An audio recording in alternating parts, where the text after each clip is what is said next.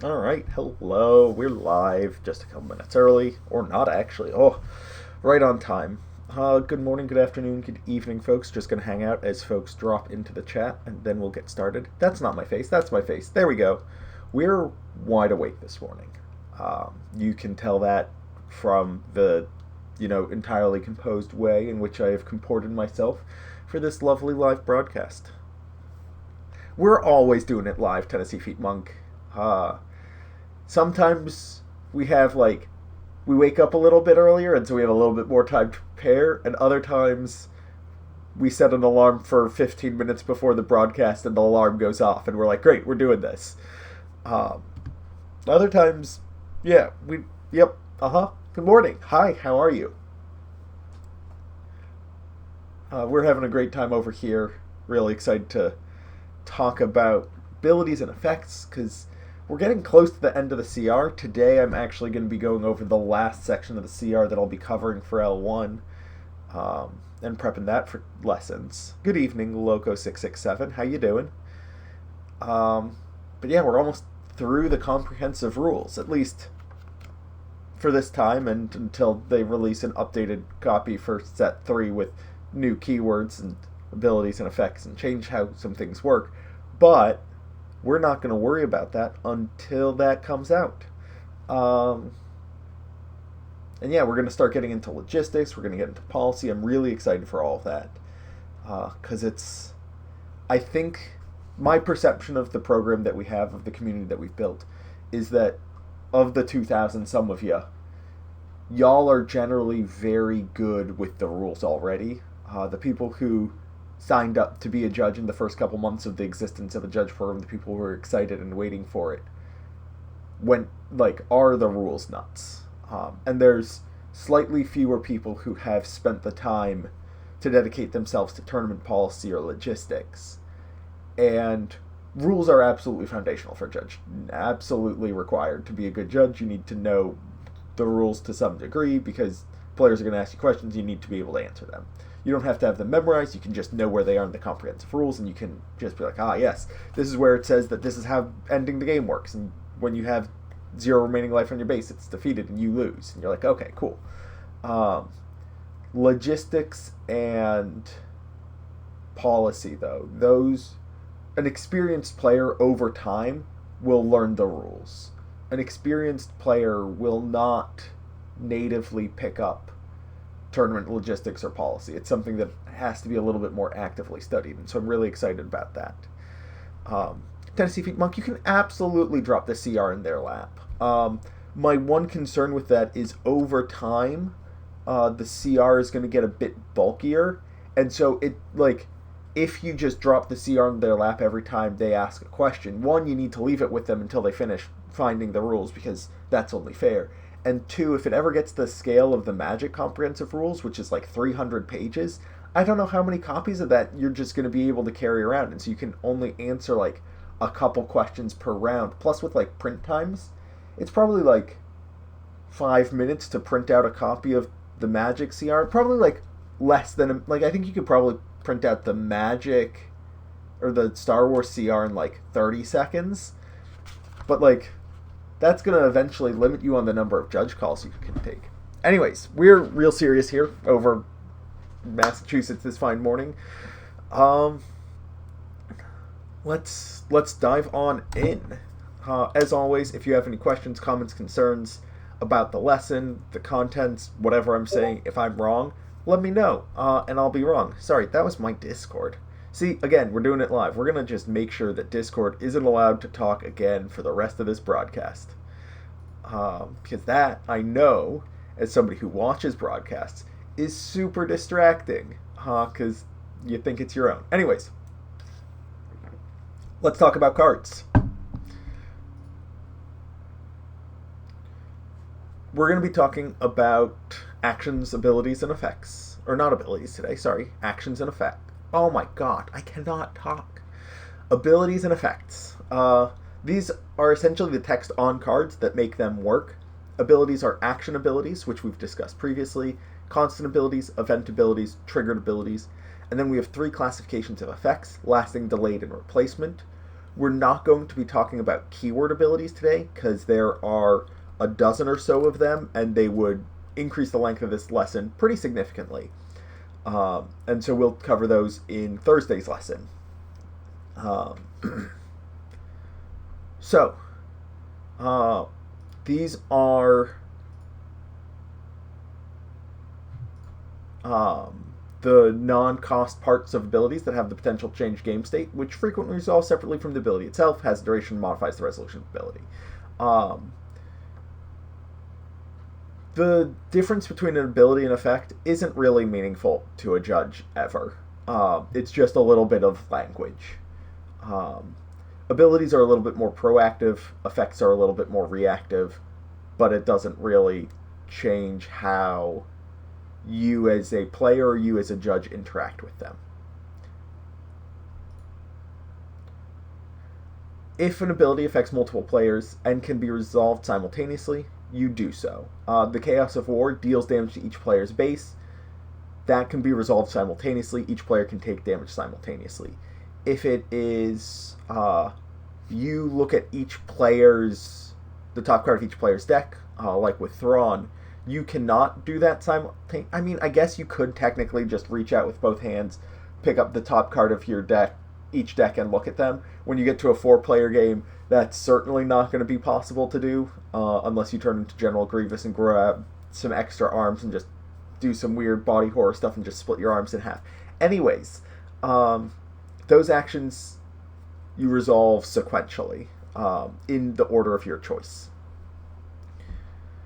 There's some effects that I'm not sure how exactly the game wants us to resolve them.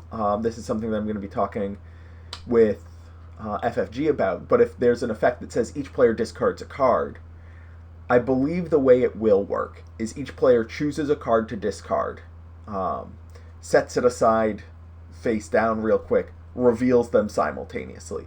That way, the decision of which card is to be discarded doesn't need to be made simultaneously. It's not I make a choice, reveal it, and then you make a choice and reveal it either. No player's acting with more or less information than the other, but the mechanical process of how do we discard cards simultaneously isn't clarified in the rules, and so that's something that I'm going to be talking with them about, just so we can have clarification on that sort of thing. Abilities have to be resolved in the order written. The example here we have is with Unrefusable Offer. With it, if you play Snowspeeder, the unit comes into play, it readies, and then you get that delayed effect, and then you're able to resolve the ambush. You're not allowed to jump around in the... this is with Spare the Target, not just with Unrefusable Offer. Yeah. So you return the non-leader unit to the owner's hand. The Snowspeeder's in its owner's hand. Then you collect the bounty. You cannot play the unit for free because the card is in hand and it is in a hidden zone, and so it is a different object, and so it's not the same object.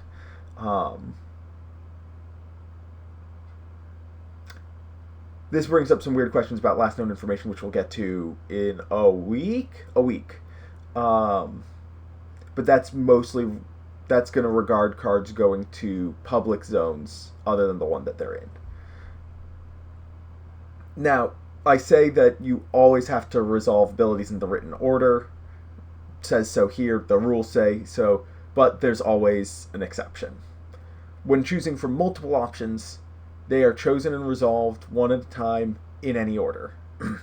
With Aggression, you can draw a card, see what you draw, and choose which ability you resolve next.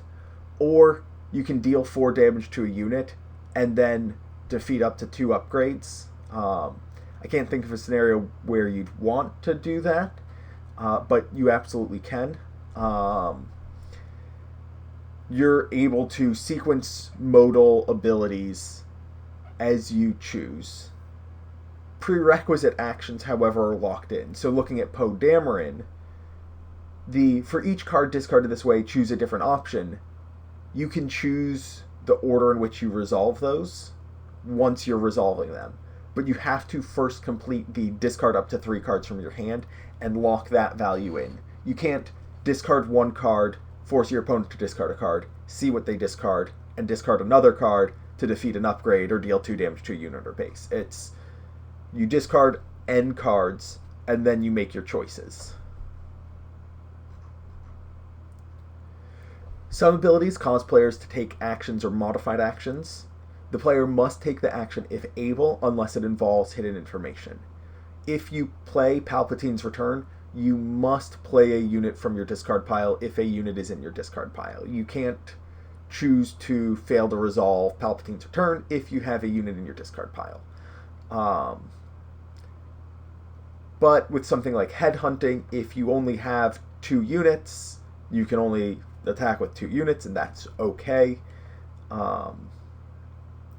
With a Rebel Assault, again, it requires you to have Rebels. Tennessee Feet Monk, yes, you do have to have the resources to play it.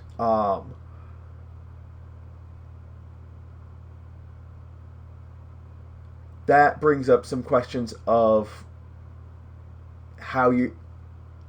what happens if you select a unit that you're not able to play, but do have a unit you can play. So you pick a 10 cost unit, you don't have any extra resources, so you can't play it, but there's a 5 cost unit in your discard pile. Is that an action that you have to take? That's going to go into my little notes for clarification. We'll see how that plays out. I like that clarification. I want to make a note of that so I can talk about it later. Modifications can include restrictions, cost adjustments, or more. Palpatine's Return modifies the cost of the card that you're playing. Headhunting applies a restriction. Rebel Assault also applies a restriction, and they also apply lasting effects for the units that are making the attack. If a modified play a card ability causes triggers, they resolve after the completed resolution of the ability. If a modified attack with a unit ability causes triggers, they resolve at the appropriate time during the attack. The example that a lot of people use is with Sneak Attack and Ambush. The Sneak Attack's enters play ready will always resolve before any when played effects from the unit that you're playing with it. I know that there are some questions about how something like U-Wing Reinforcement interacts with new when played search effects. So if you play U-Wing Reinforcements and then play Mon Mothma, what cards are you searching? That's also something that I'm going to seek clarification on, because while the rules appear to be very clear, the cards have not left the deck. And so while you're searching the top 10 cards of your deck, you search the top 5 of the top 10 cards a second time. But separating those, especially if you've moved the cards around at all because you were thinking that you were going to shuffle them and put them on the bottom of your deck, something like that. That's not entirely clear on how players are expected to practically resolve that. And so I'm going to seek clarification on that, because there's weird exceptions everywhere. There's always a bigger fish. There's always an exception. Let me just take a quick note of what did I want to talk about. Yes, costs. U-Wing. Great. As always, doing it live.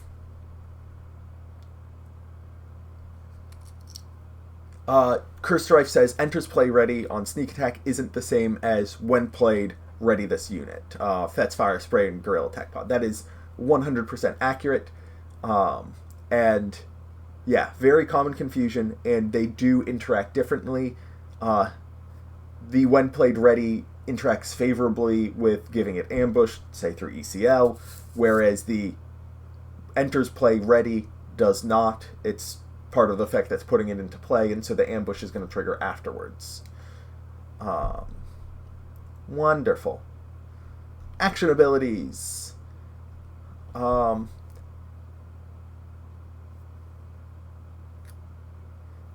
Action abilities are indicated by a bolded action. Epic actions are considered actions, but can only be used once per game. You must pay the full cost to use, and paying cost or resolving an ability must change the game state. I've said this a half dozen or a dozen times at this point across lessons and live broadcasts, so we generally understand how action abilities work. we're going to move on. But Tennessee Feet Monk says, modified play a card question. Can answer after. Lando leader using his action. If I don't have a card with Smuggle, do I still defeat a resource? If not, does the use this ability only once each round still happen, i.e. has the game state changed due to not being able to use the action again, or has it completely fizzled? I'm going to just pull up the exact text on our good friend Lando.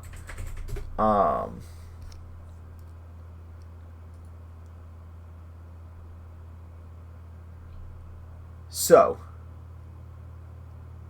if you're... So my read of this, if you're using the leader unit side, so you're not exhausting him, you play a card using Smuggle. You can't do that. You don't. It costs 2 less. You don't do anything. You defeat a resource you own and control. You can do that, and so you do. Use this ability only once each round. You also do that. I think you are changing the game state because you do defeat a resource. And you do change it. You change the status of use this ability only once each round. If you were in a weird situation where you had no resources, I also believe that you could activate or use Lando's action ability. You would not play a card using Smuggle because you have no resources. You don't defeat a resource you own or control because, again, you have no resources, so you can't defeat one.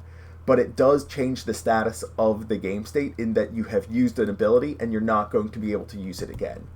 For example, using an epic action, even if it does nothing, counts as... that is a viable action to take. For example, if you activate Tarkin Town with no damaged units in play, that's changed because... The game state changes because you can no longer use the epic action that game. Game state has changed. Lando Calrissian, with the use this ability only once each round. Again, I think you can do it, and like Curse Strife says, not sure why you do it. But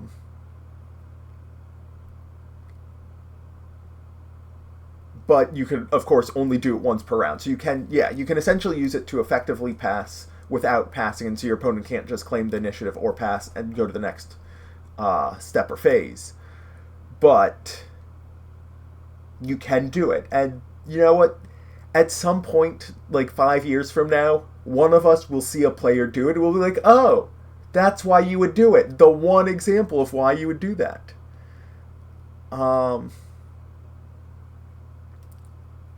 Tennessee Feet Monk says, Discord forums were stating that if you did not Smuggle, you would also not do the defeat a resource. I don't see why that's true. It's not play a card using Smuggle, it costs 2 less if you do defeat a resource you own and control, right? So I believe that interpretation is incorrect. It's possible that there is a ruling from... FFG that says otherwise, but reading this card that I have in front of me, it doesn't look like those two effects are linked as part of the action. I'm going to write down Lando on my list of things to talk to FFG about just to get clarification on them, because questions! Awesome. Moving on.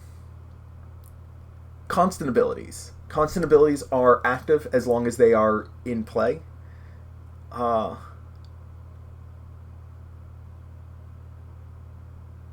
Curse Strife says, if it was action, comma, play a card using Smuggle, colon, instead of action, colon, then you would have to actually Smuggle a card. Agree. Or if it was, like, action, comma, defeat a resource you own and control, colon, play a card using Smuggle, you would have to defeat a resource in order to activate it, and so you'd have to have a resource available. Magna Guard says Soft Pass would be the new Magna Guard Wing Leader. Let me see if I can pull that up. Yes, you can that is very much a soft pass. You can use it, not attack with a droid unit, then not attack with another droid unit. So yeah, you can use that if you have no droid units. And I believe the once per turn, or once each round, is a change in the game state. I'm going to get clarification on that. It is explicitly stated that epic actions are a change in game state. And I do believe that this, at the very least, philosophically counts as a change in the game state, because it's not something that you can do over and over again, right? You cannot activate this ability an infinite number of times, which is what they're trying to do with the rule of you have to change the game state in some way. Tennessee Feet Monk says, it was more a question of why is Lando leader unit not a do as much as you can? There's just a lot of contention. Cool. I'll see if I can get clarification on that. And I'll also see if I can get clarification on the once each round, because those are good clarifications to have. Cascade2244 says, it feels like it should be, but it's quite hard to argue rules as written. Which feels like it should be? That Lando should not be a do as much as you can? Like, does it feel like it should be you only defeat the resource if you play a card with Smuggle? Oh, actions to soft pass.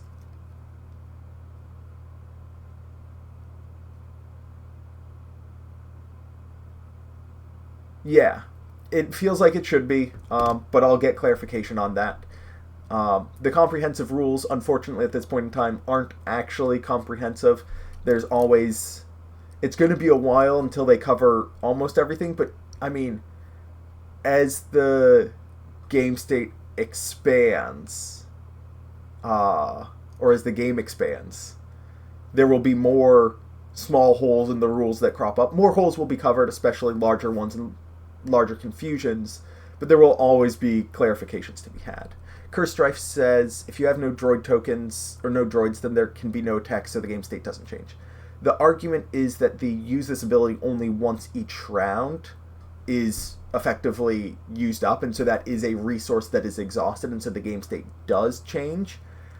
The rules don't say that that falls under game state, I believe. It only calls out epic actions. But...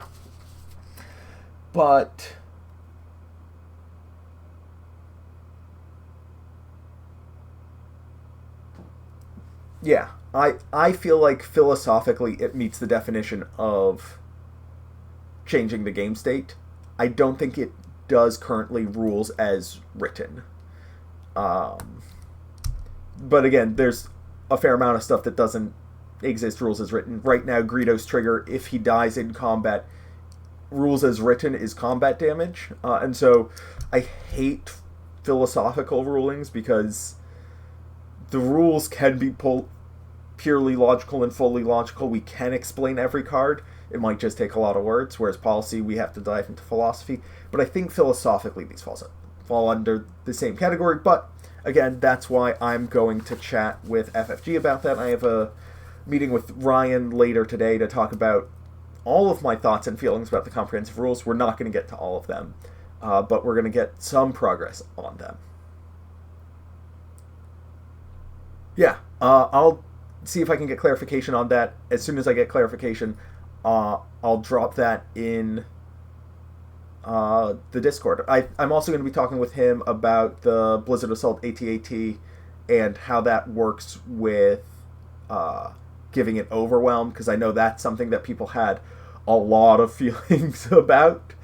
I have like 10 pages of notes because I've read the CR cover to cover very closely. And so we might not get to everything, but with some explicit examples, I'm going to ask for some specific rulings, just so we can handle those and I can pass those along to the community. Anyways, let's talk about constant abilities. Constant abilities are active as long as they're in play. General Veers and Relentless just provide new rules to the game. Others check for a particular game state. While the effect isn't true, the effect isn't applied, but the ability is still active. So it can be ignored or removed even though it isn't active. Cascade, don't worry about it. Like, that's what happens when we pick a cool name. Other people like the same thing. It happens. I think you're generally fine. I mean, I know that you're not representing Cascade Games. I think generally, as long as if somebody comes to you and is like, "Hey, I have complaints about Cascade Games," what you should do then is be like, "Hey, so I just picked a word that I like. Um, Please go bother Jonah. He's actually from Cascade Games. I'm not employed by them, but I'm not worried about that." Moving on. Event abilities. Event abilities are the abilities that events have. I know you're surprised. It's shocking. Um, Events go directly from hand to discard, and then their abilities take place. They can affect themselves if they affect cards in a player's discard pile. There's a card that I don't have as the preview image on this slide, because I've used it every other time that I've explained this interaction. If anybody can name that card, you get a bonus point. That bonus point is not redeemable for anything other than feeling fancy. But yeah, there's a card in set 1 or 2 that I believe is the only card that is an event that can affect itself in the discard pile. But an event is considered to have resolved during the action when it was played, even if it has a lasting or delayed effect on the game state. Oh, look at those people who say restock. I love that you all know restock. So, tangent time, because this is my show and I can go on tangents whenever I want. One of my favorite things is rules that apply only to a single card. I love these problem children in our lives. Up until set 2, Bosk was the only card that triggered off of events being played, and so Bosk was a problem child and had a rule dedicated to self.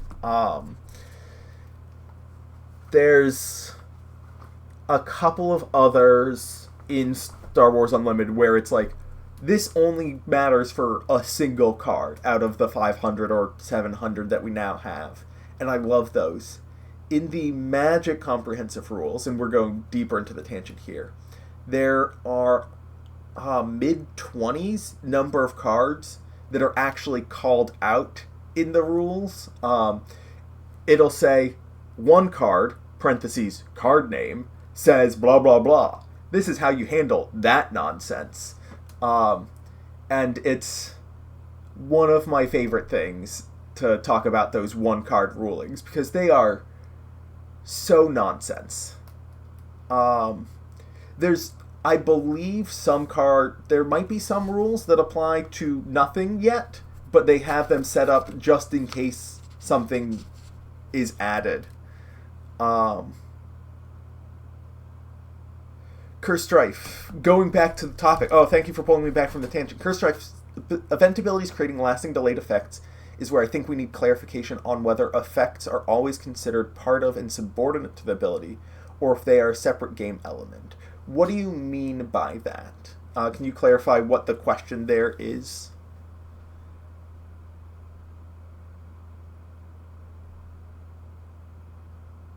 Because,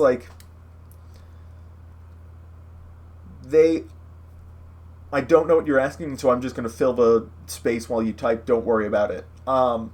They are a part of the ability, but their abilities only by definitionally, abilities resolve when, abilities have a particular resolution window.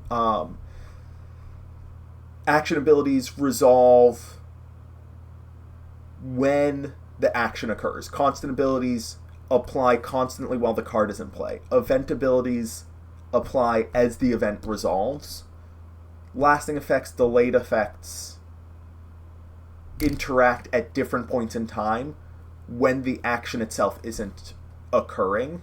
And so I think the distinction between an effect and ability is essentially when it happens. An effect happens later, an ability happens. Abilities can set up effects. Abilities can do things or set up effects. Effects are things that happen after the ability has resolved. While an ability is resolving or waiting to resolve, you cannot take actions and the turn doesn't pass unless you're explicitly instructed to do so, whereas time can pass while a lasting effect or delayed effect still has something to do.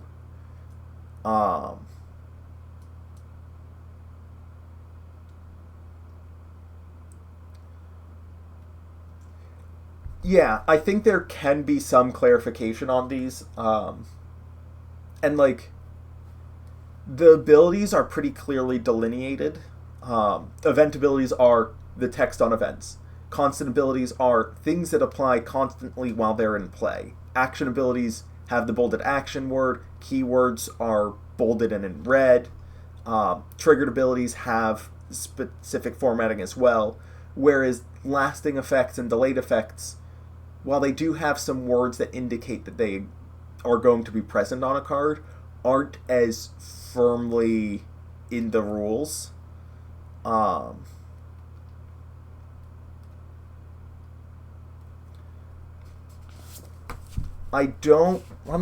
looking at the rules that we have in front of us.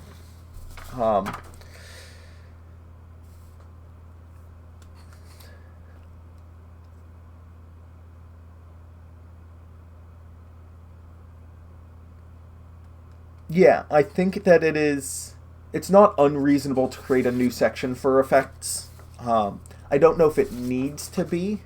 Like, I don't know. I don't know how much the sequencing of them in the comprehensive rules matters in this particular regard, but I do see what you're saying in that, like, effects has a subsection in abilities and is not its own set of sections or subsections. But let's talk about triggered abilities, because I have a meeting to get to eventually, and we have not quite covered half of this. Triggered abilities start with when or on, and they are bolded and have a colon. The difference between these and action abilities is they don't say action, and they do not have a cost. A card with a triggered ability must be in play when the triggering condition occurs. This is relatively straightforward, but something like Gideon Hask's when an enemy unit is defeated will not trigger from your discard pile, especially not your resource or hand. It has to be in play for the triggered ability to be active. There is a little bit of something called last known information, which says an ability that triggers while something is in play but resolves after it leaves play looks to see how the card existed when it was in play. This is particularly relevant for triggers that care about control or attributes, particularly attributes that can be changed. I don't think we have any triggers yet that are like when a trooper is defeated or when a Mandalorian is defeated. But that sort of trigger would use last known information, and we'll talk about that in a couple lessons when we get to last known information. Triggered abilities will still trigger even if the card with the ability is defeated by the action or effect that caused the ability to trigger. You play Vanquish on my Krayt Dragon. The Krayt Dragon triggers. The Vanquish resolves. Krayt Dragon is defeated. And then the trigger resolves even though the card was defeated, even though it's no longer in play. It was in play when the triggering condition occurred, and so the ability triggers and resolves. Similarly, even if the unit loses the ability, the trigger will still resolve. So I have Krayt Dragon, you force lightning it, the trigger has already occurred, the trigger will resolve.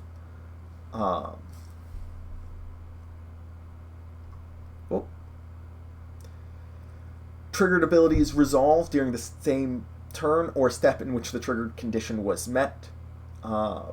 There's two. If it is an on-attack trigger, it resolves at the appropriate point during combat. If it is a when played trigger, it's going to resolve after the card is finished being played. So either the unit is in play, the upgrade is in play, or the event is in the discard pile and has resolved its card text. Resolving a triggered ability that causes a player to take an action does not count as the player's action and can be resolved outside of their turn.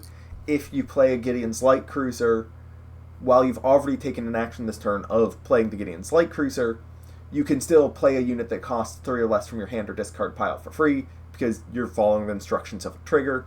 Similarly, if you have a when defeated that lets you look through your deck, play a card, or go through your discard pile and play a card from there. Second Chance is a great example of a when defeated.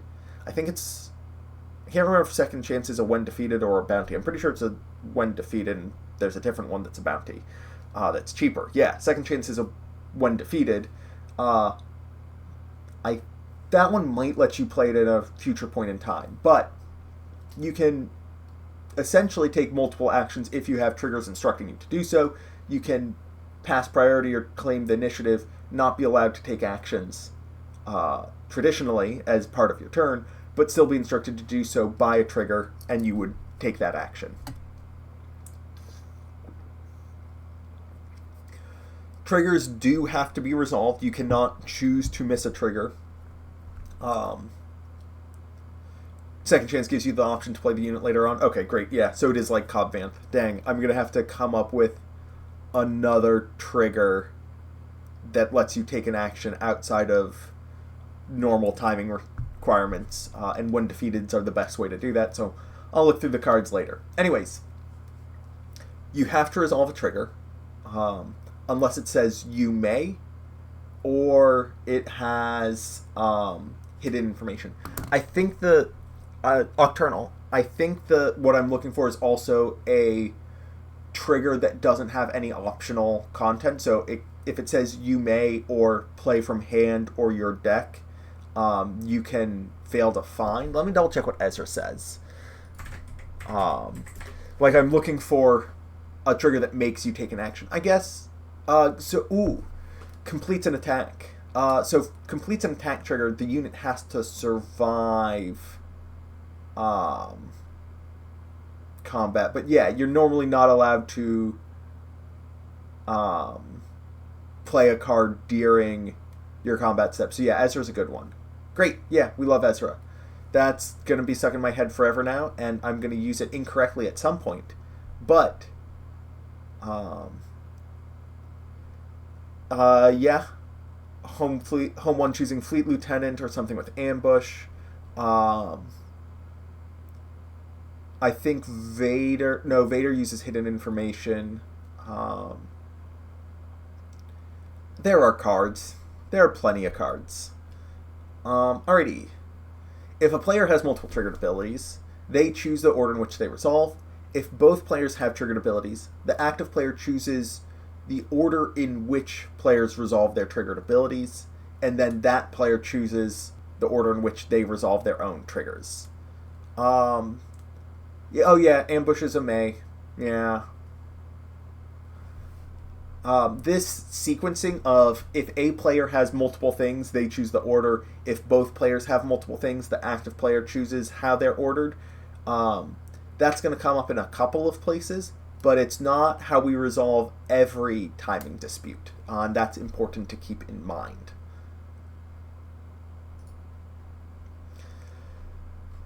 So, let's just go through a couple examples on these multiple triggers.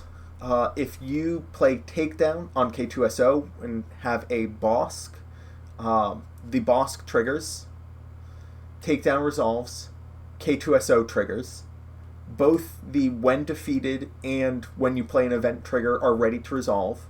Even though they triggered at different points in time, they didn't trigger simultaneously.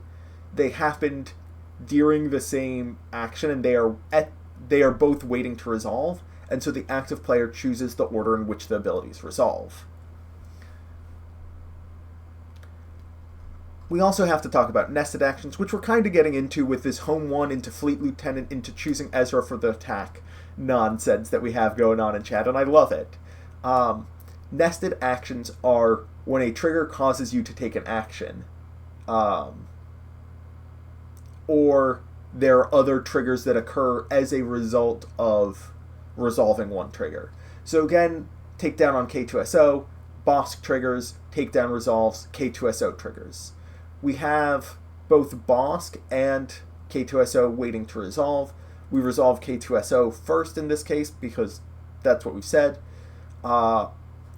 Nico chooses the mode discard a card.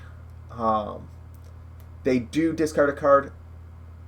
The Migs Mayfeld triggers and resolves. There's no other trigger waiting to happen in that window, and so it just triggers and resolves. Bosk cannot resolve until this entire chain is resolved. We deal 2 damage to a unit. Vanguard Infantry is defeated. It triggers, it resolves. Finally, Bosk resolves. This is similar to what Magic calls the stack and what Flesh and Blood calls the chain. There will sometimes be a sequence of things that occur that cause you to do more things. Everything that happens later in that sequence has to be resolved fully before things that were put onto the chain or the stack earlier. Or things that are higher up in the nest or lower in the nest. Elsewhere in the nest sequence of nested actions. Kurstrife says, this weekend I played Home 1 with an opponent's Crate Dragon in play, resolved Crate trigger first, then played a modded cohort to ambush into Crate, then allowed Crate to trigger for modded cohort. Yeah, that all works. And yeah, if you have, you're allowed to change how you sequence abilities if you have different sets of triggered abilities. So if you have, that's, oh boy, yeah, that's, we love triggers here, and they really can stack up sometimes. Alright, time to talk about the specific timing on some sorts of triggers. I mean, Darth Vader is just a simpler example of nested actions, but I want to have a complex one because having a complex one lets us better explain the concepts behind it. Being like Darth Vader, you either ambush or when played, resolve everything that is a result of that, then do the other part. Makes sense and isn't as complicated, and we actually like being complicated when we're teaching people complicated things. That way when somebody does what Kurstrife does and like has a Crate Dragon and Avenger and had a lot going on,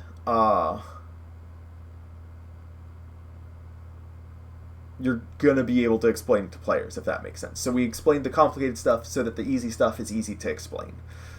And the complicated stuff is at least understandable and approachable, if not easy to explain. When played triggers do not trigger if the card is put into play or otherwise not played. So putting token units into play is not going to trigger when played. Rescue and captured units, the unit is not being played. Deploying a leader, while the card is put into play, it will not trigger when played abilities. They also trigger and resolve after the card is put into play and take into account any modifiers to playing the card. That means that Han Solo Worth the Risk, if you activate him, the 2 damage is dealt before any when played effects. So if you have a when played heal a unit for 2, you can immediately heal back up to full. If you have a shielded on it, that shield is going to be put into play on that unit after the damage has been dealt. When defeated, triggers trigger while the card is in play and resolve after the card has left play. They're resolved by the player that controls the card when it was defeated. So if your opponent plays Traitorous on your Yoda and then Yoda dies, your opponent, since they are the player who controlled Yoda when he was defeated, chooses the number of players and who draws cards. On attack triggers, triggered during step 1 of combat, before combat damage. Any damage that is dealt during this step or phase, or during this step rather, is not combat damage. Any damage that is dealt by triggers ever is not combat damage. Lasting effects. Alright, there are a lot of different effects in the game, many of which aren't classified or have specific rules applied to them. These 3 classes of effects, lasting, delayed, and replacement, have specific formatting and rules associated with them. Lasting effects have a duration of for this phase or for this attack. They're independent of the card that created them. So if you attack with Wolf, Wolf dies in the attack. The on-attack trigger is still persistent. It will last for the duration of the phase even if Wolf is defeated. Lasting effects end immediately when the specified point is reached before any abilities trigger, including delayed effects and triggered abilities. They also expire simultaneously with other cards that have the same point in time as their expiry condition. If you have a effect that is bases can't be healed for this phase, and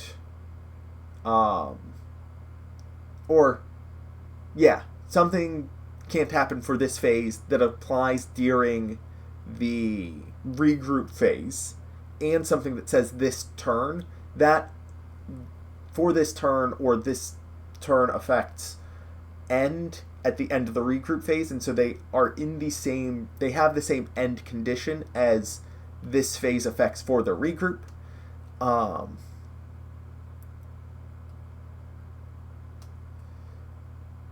Cascade 2244. This was actually my argument for the soft pass thing earlier. Magna Guard Wing Leader's use once per round. Once used as a lasting effect. It's pushing it a bit, but that was the only rules as written argument I could find. Yeah, I think that's reasonable. Arguing that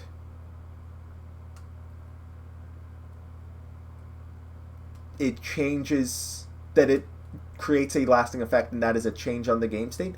I think that's a reasonable argument. I'll see if we can get some clarification for rules as written, make it a little bit more clear so we don't have to go digging quite as much.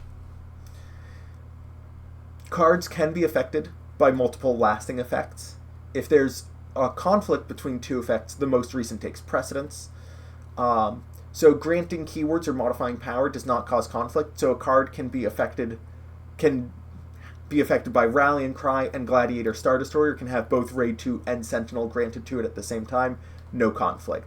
It can get Raid 2 from Rallying Cry and Raid 2 from Benthic 2 Tubes, and again, there's no conflict, it just has Raid 4 now.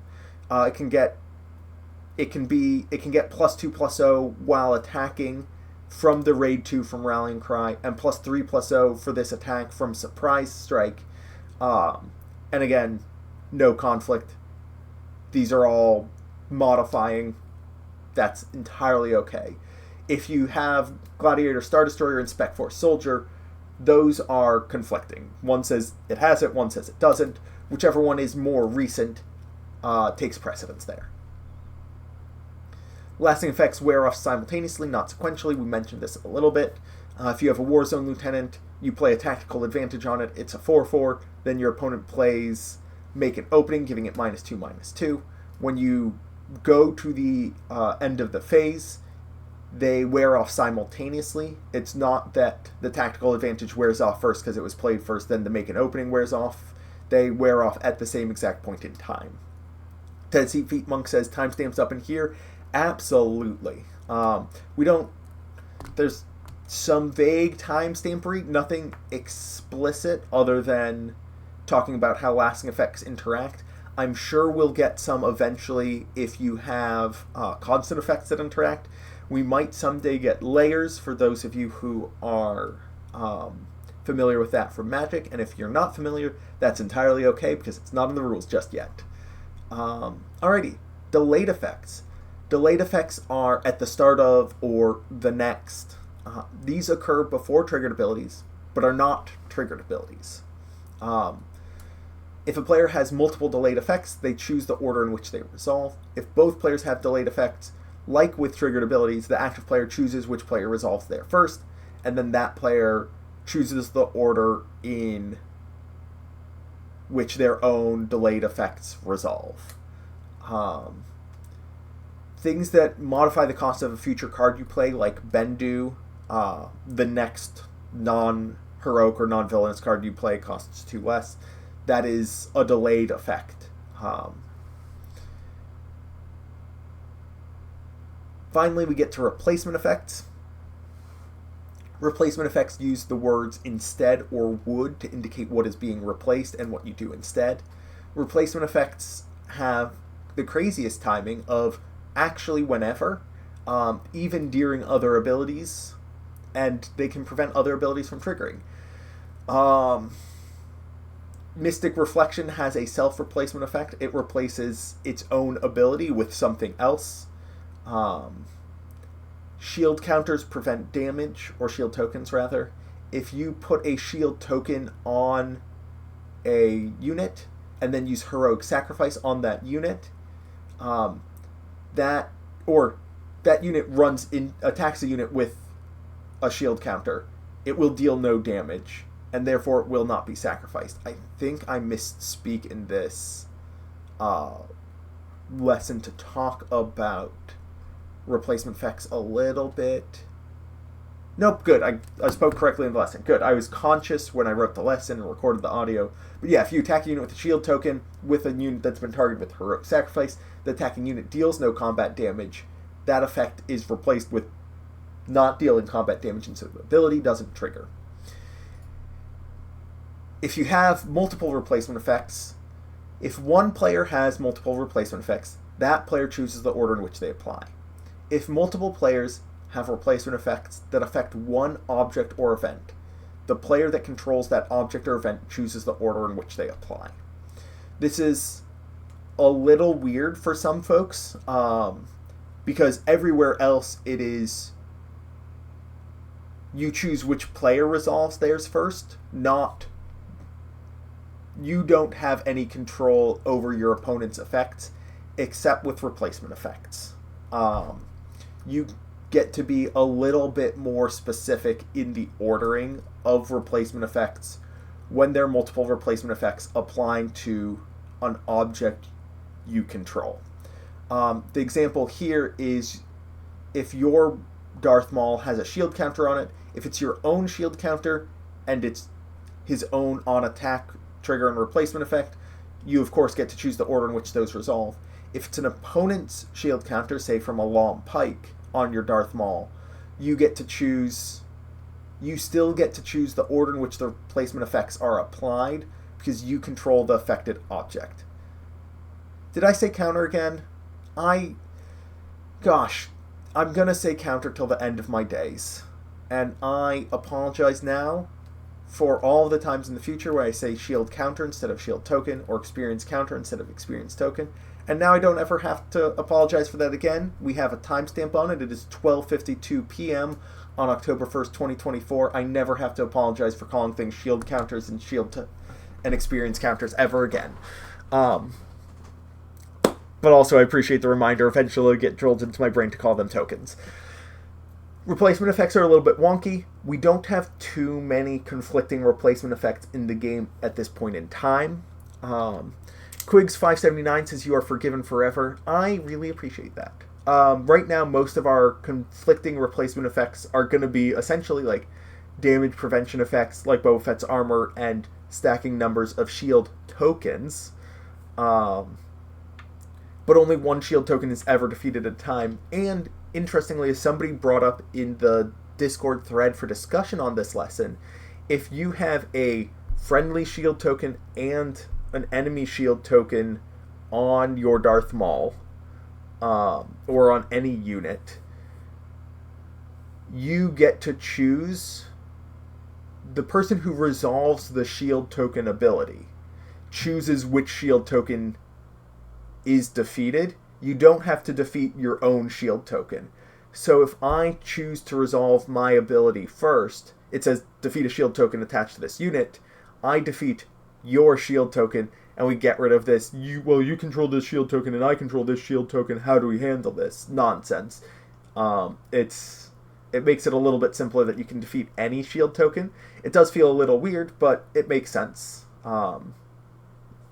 Because any player can defeat any object. With that wraps up our lesson. We'll cut back to the beautiful basement down here, and if we have questions. If two shields from two opponents are up for selection, the unit controller chooses. Yes. They choose which effect applies. I can see this mattering. Oh, that's weird. At some point there will be a card that gets like +1/+1 for each upgrade you control. And so if I put a shield on your unit, you'll want to defeat that shield before you defeat any shields you control. Yeah, Jetpack is mainly where it matters because that is a shield token with additional information of it is defeated at the end of this round. And you can defeat that one specifically, or if you want them both to go away, you can not defeat that one, you can defeat another one. Loco667 says, to shortcut my old brain, same as in Magic. I haven't read over them exactly, but effectively, yes. As to the best of my recollection of the Magic rules and my reading of this, yeah, it is effectively the same as in Magic. Magic has a little bit more, because they have some sequencing of other types of replacement effects, like self-replacement effects and comes into play effects and that sort of thing.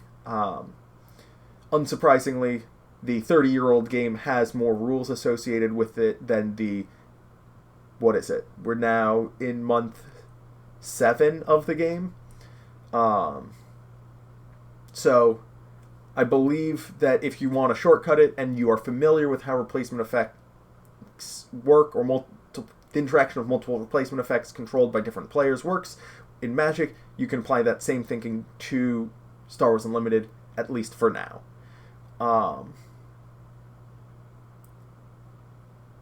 Alrighty. With that, I'm just going to hang out for another minute or so, see if anybody has any more questions, because replacement effects are one of the doozier ones. I don't think doozier is a word, but it is here today. As always, thank you all for joining the broadcast. If you have any feedback on the broadcast timings, I'll drop that survey link. Give me a second to pull up that survey link, because I would like feedback on those. Or on the timing of these, just so that we can have a time when as many people as possible can show up and watch them. This is obviously going to bias the data towards people who are available right now to watch this broadcast, but getting a little bit more data means that I can figure out maybe one time rather than switching between noon and midnight Eastern.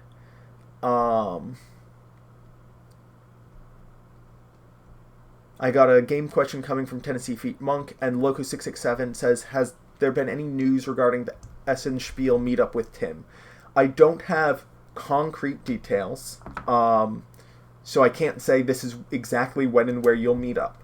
However, I have vague information, which I can give you now, and I'll share it as... I don't want to share vague information because it's not super helpful, at least not broadly. On Thursday, Tim is going to host a meetup at his hotel. I don't know where his hotel is. I believe it's in Essen. But I don't have an address or a time for you. He lands in Frankfurt Thursday afternoon. He's going to take a train to Essen, and once in Essen, we'll host a meetup in the evening so he can adjust to local time. And then on Saturday, he's planning on hosting another meetup. It's very possible that he goes back to his hotel lobby for that one. However, somebody suggested Fitzpatrick's Irish Pub, and Tim, being of Irish descent and liking his meat and potatoes, was enamored with that idea. So if he's able to find space there, he might try and do something there. It might also just be hotel lobby again. Throughout the convention, he's going to be in 2 or 3 places throughout the convention. One of them is various business development meetings, part of why he's here. While the majority of his reason for traveling is to manage these meetups, getting the opportunity to speak face-to-face with folks from Asmodee in Europe, with distributors and major tournament organizers in Europe, folks who are business partners, having those meetings face-to-face is something that's very valuable, so he's going to be in some number of meetings. Other than that, he's going to try and spend, I believe, I cannot guarantee, but he's going to try and spend some time around the Star Wars Unlimited area. He's also going to see if he can get space in the Asmodee Business Lounge, just to set up sort of office hours and be available for a stretch of 1 to 4 hours a couple times, like regularly throughout the day, where if you want to just say hey and chat with him for a couple minutes, he can do walk up like 5-minute meetings, 10-minute meetings with folks who just want to say hey, rather than doing dedicated longer term, like multi-hour in the evening meetups. But I don't have exact details on times or locations for any of those. This is being put together kind of at the last minute, so our details are currently light. Alrighty. I hope that answers your questions. Tennessee Feet Monk says, opponents Snoke, and they also have my stolen Landspeeder. You defeat the stolen Landspeeder and claim the bounty. Does it enter play with the experience token, so it would be a 2-1, or does it enter defeated, then try to get the experience token? Let's double check what Landspeeder says. I believe my answer to this is... that's a great question. Yep, that is my answer. I know that with Snoke in particular, there's some weirdness going on with timing. Because 2 Snokes does not give -4/-4, even though there are 2 constant effects in play. I'm just writing down Landspeeder Snoke. The question, yeah, this feels sequential. Like, the way I'm reading this, my gut says it's defeated, but I really don't want it to be. I really want it to come into play with the experience token. But this has been added to my list of notes to bring up with Ryan and see if we can get clarification on that.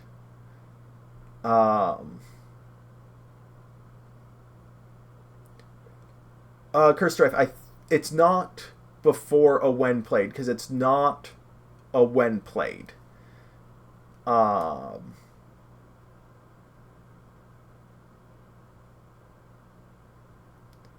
Yeah. Yeah, I agree. Like, if it was play it for free, and it comes into play with an experience token, then I don't think there's a question here.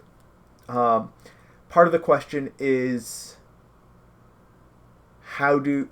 State-based actions are not something that exist in this game. State-based actions are something from Magic, which talk about the exact timing of this sort of thing.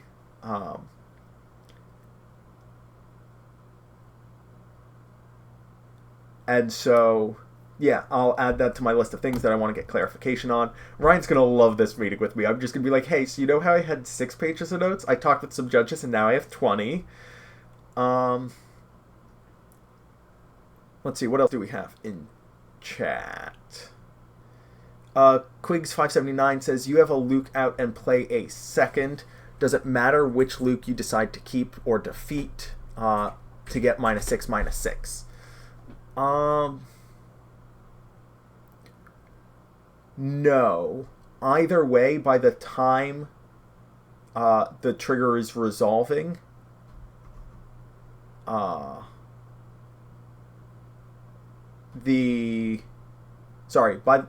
the time the trigger is resolving, a friendly unit will have been defeated.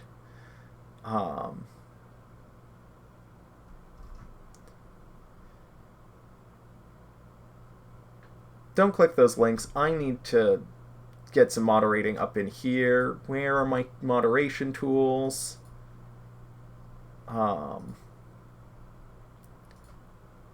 Maybe that's a good time to end this stream. Unless anybody has other questions, I'm going to see if I can... Yeah, I have... Oh, 1 second. Can I...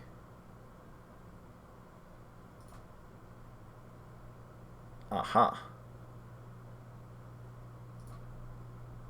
I found the moderation tools in OBS. Fantastic. We're learning how to stream. We did it! Fantastic. Thanks for your patience. If anybody has any other questions, feel free to hit me with them. I'll hang out for another 30 seconds or a minute, maybe two. 30 seconds is a long time. I'm going to talk about slow play for a second while I wait. Currently, policy documents say 10 to 15 seconds per action. 15 seconds is an extraordinarily long time for nothing to occur. That's my phone talking. We don't want my phone to talk.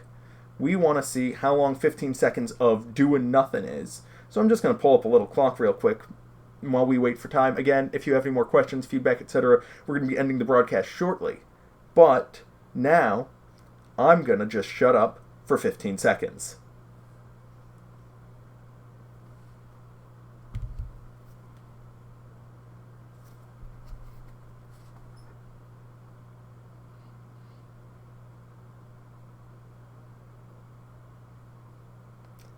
So that's 15 seconds.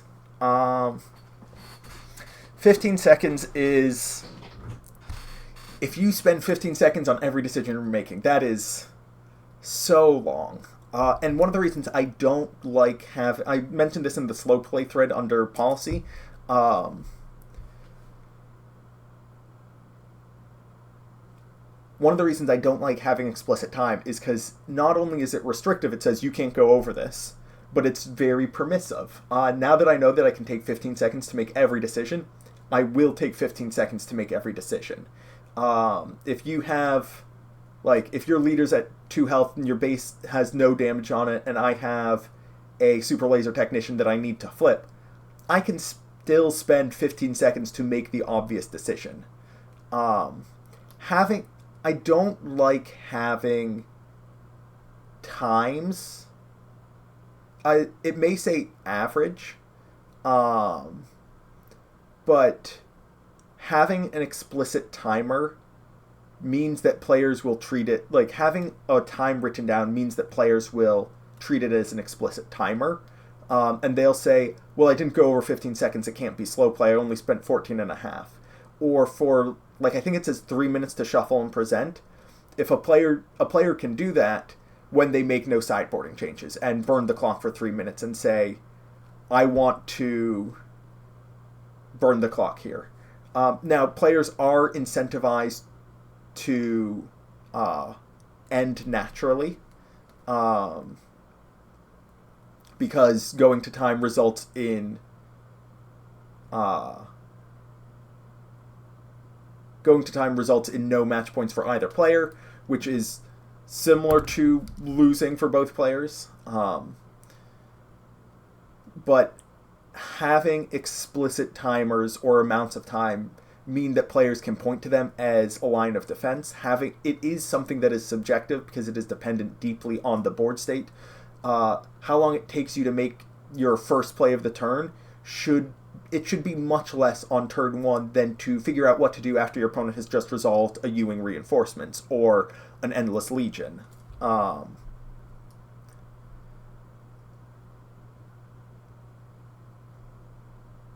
I also want games to end naturally rather than going to time and resulting in a draw, because that's no fun for anybody involved and doesn't really demonstrate the tactical prowess of players. However, if you get too aggressive with issuing slow play, players start receiving more severe penalties for their infractions. And that's going to result in unnatural results.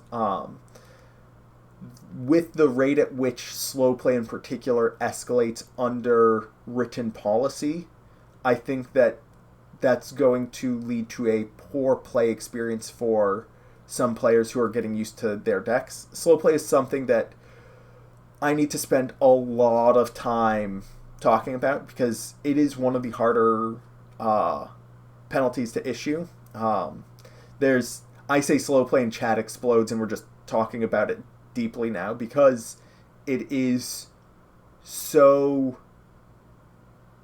very contentious. Everybody agrees. Every single person agrees that it is not fun to play against somebody who's slow playing.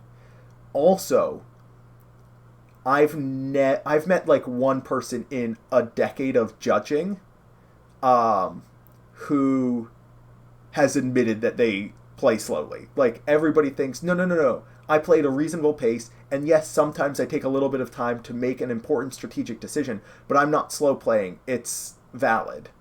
Um, and like as an external observer, you don't have that pressure, and so it's easier to make that decision. Um, but to a lot of players, hearing, "Hey, I need you to make a decision," or "I need you to keep an eye on your pace of play," that's going to sound like or feel like, "Hey, you suck at playing your deck. You don't know what you're doing. You need to get better." And I know that a lot of judges are coming from places of trying to be inclusive and trying to broaden the community and make people feel welcome, and telling people that they are not playing good enough um, doesn't feel great. Um,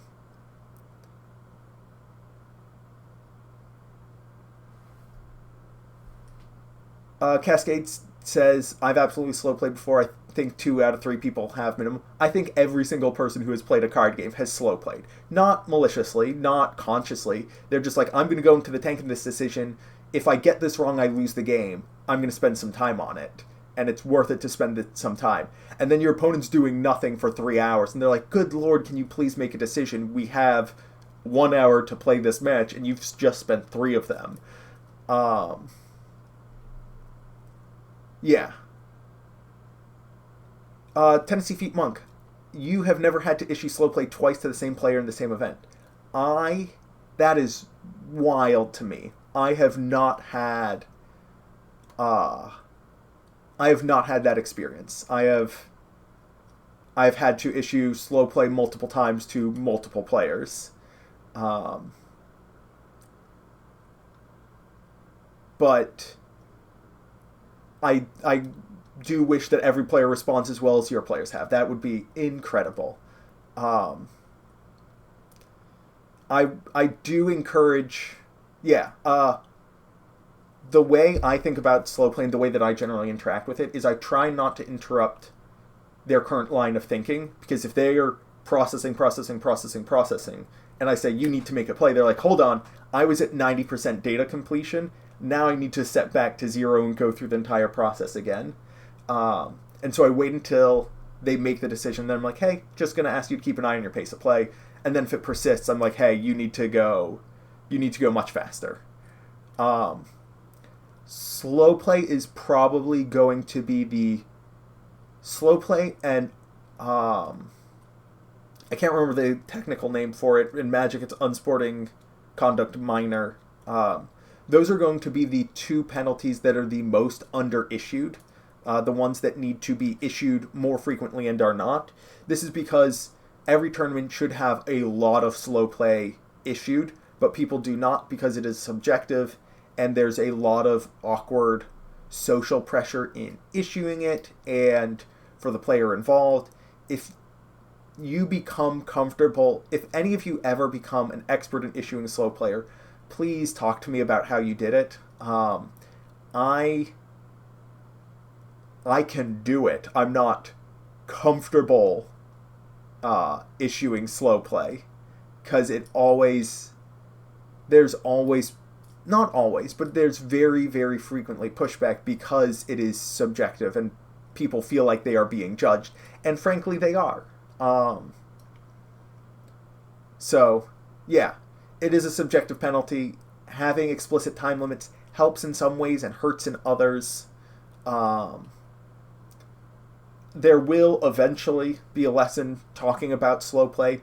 It might be a whole dedicated 10 or 15 minutes of me just talking about the philosophy of slow play, how to recognize slow play, how to communicate to the players with slow play, how to manage persistent slow play if it's a problem that a player has consistently, because you also need to take into account accessibility. Some people who are playing in large Magic tournaments are legally blind, and so they use cards that have Braille imprinted on them, and it takes them a while to read all of their cards, and they need to have their opponent read aloud the cards that they're playing against, or memorize all the cards, and some of them do. Other players may have processing challenges, and you need to accept that, like, we want everybody to be able to play Star Wars Unlimited, and so some people are naturally going to process information faster, and you have to accept that. It's all very complicated and fraught with a lot of stuff because it is subjective and it is about how a player plays. If a player commits a minor gameplay disruption because they paid the incorrect number of resources or failed to resolve a trigger that they should have resolved, it's very easy to say, you have very clearly and technically done a thing incorrectly. I believe it was a mistake. And they're like, yeah, it was a mistake. And everybody's on the same page of, we want the game to be accurate, and we have this reference guide that tells us exactly how it should occur. Whereas with something subjective, it's just so much harder, and it feels personal to players and judges, and can be a challenge in that way. Anyways, thank you all for your time. Thank you for hanging out. That's going to be it. I think I answered all of the questions that showed up in the chat during the 1 minute after the broadcast. But yeah, thank you all for showing up. I will be back next Monday for our next broadcast. I'm traveling this weekend and next weekend and the weekend after for various events. I'm going to be down at the Regional Championship in Washington, D.C. for Magic the Gathering, hosted by Star City Games. Next weekend, I'm going down to a wedding. None of you are going to be there. Don't worry about it. The weekend after that, I'm going to be running the Planetary Qualifier up in Montreal for face-to-face games. So if you're in Canada and near Montreal, like if you're in Eastern Canada, so Quebec, Montreal, Toronto, Ottawa, please feel free to show up and harass me at that Planetary Qualifier. I'm really excited for the first Planetary Qualifiers to start this weekend. And Checkered says, that's what you think. Okay, if you show up at the wedding in a couple weeks and you want to say hello, I would be more than happy to sit down and chat about the Star Wars Unlimited Judge program. I will also be very concerned about how you got there, and I'll ask you how you know the couple, because if you just followed me, that's kind of weird. And on that note, goodbye! Thanks for joining us. Have a good one.